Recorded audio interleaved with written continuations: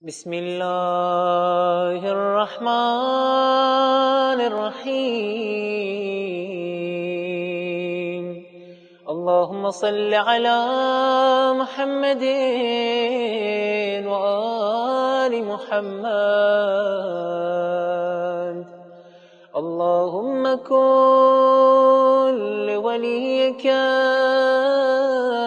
الحجة ابن الحسن صلواتك عليه وعلى آبائه في هذه الساعة وفي كل ساعة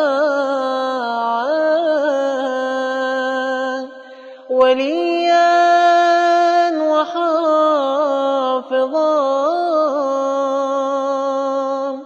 وقائدا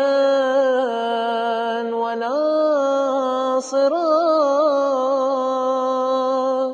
ودليلا وعينا حتى تسكنه أرضك طوعا